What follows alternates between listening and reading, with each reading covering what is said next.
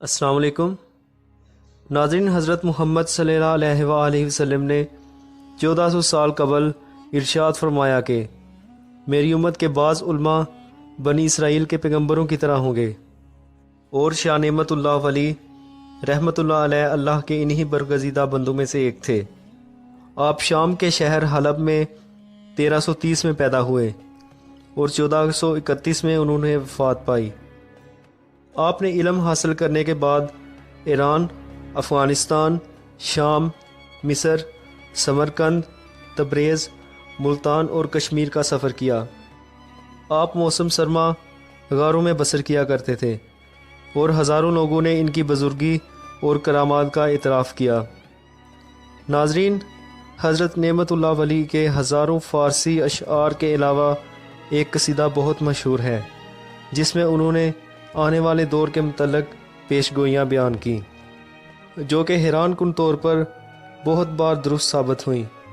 ان کی پیش گوئیاں سچ ثابت ہونے کا ثبوت کچھ اس طرح ملتا ہے کہ انہوں نے 100 سے 150 سال بعد آنے والے مغل بادشاہوں کے نام ترتیب وار بیان کیے۔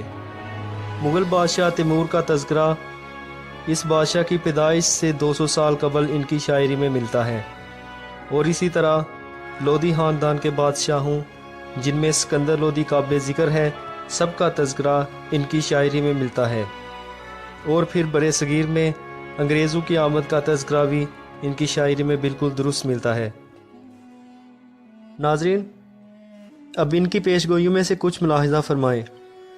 ظہیر الدین بابر کے اقتدار میں آنے سے 350 سال قبل نعمت اللہ ولی فرماتے ہیں کہ اس کے بعد ملک کابل کا بادشاہ بابر دلی میں ہندوستان کا والی ہوگا۔ ایک اور شعر کچھ یوں ہے کہ ہمایوں بادشاہ کو حادثہ پیش آئے گا، اور پھر شیر شاہ سوری ایک شب دنیا میں گزاریں گے۔ اب آتے ہیں پاکستان کی پیش گوئیوں کے متعلق۔ ناظرین، نعمت اللہ شاہ ولی نے ارشاد فرمایا کہ مسلمانوں پر زمین تنگ کر دی جائے گی اور پھر تباہی اور بربادی ان کا مقدر بن جائے گی، یعنی 1971 میں بنگلہ دیش پاکستان سے علیحدگی اختیار کر لے گا۔ اس کے علاوہ 1965 کی جنگ کا تذکرہ مکمل احوال کے ساتھ، اور جنگ کتنے دنوں تک جاری رہی، ہر بات کی پیش گوئی سچ ثابت ہوئی۔ آپ فرماتے ہیں کہ 17 دن کی جنگ کے بعد اللہ کے غازی کامیاب ہو کر لوٹیں گے اور اسلام کا نعرہ بلند کریں گے۔ اس کے علاوہ آپ بیان کرتے ہیں کہ لوگوں میں اتفاق اور پیار و محبت ختم ہو جائے گا، اور پھر ہندوستان میں ایک شورش ابھرے گی اور مسلمانوں پر ظلم و ستم کیے جائیں گے۔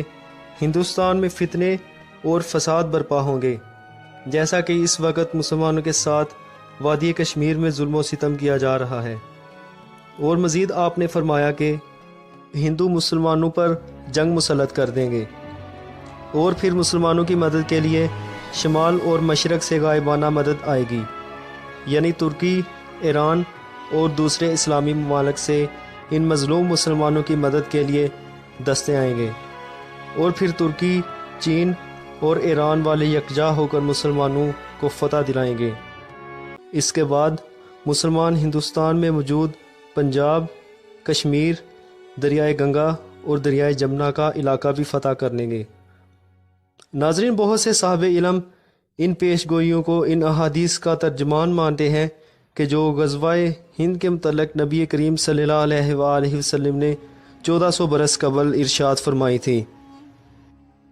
اور بطور مسلمان ہمارا یہ عقیدہ ہے کہ ہمارے آقائے دو جہاں صلی اللہ علیہ وآلہ وسلم کا بیان کیا ہوا ہر ایک لفظ سچ ثابت ہوگا۔ اللہ سے ہماری دعا ہے کہ ہمارا دل آپ صلی اللہ علیہ وآلہ وسلم کی تعلیمات سے ہمیشہ روشن رہے، اور مسلمان دوبارہ اپنے اسی مقام کو حاصل کر لیں جن کا ان سے وعدہ کیا گیا۔ اور آخر میں اللہ سے ہماری دعا ہے کہ ہماری تمام کاوشیں اپنی بارگاہ میں قبول فرمائیں۔ آمین ثم آمین۔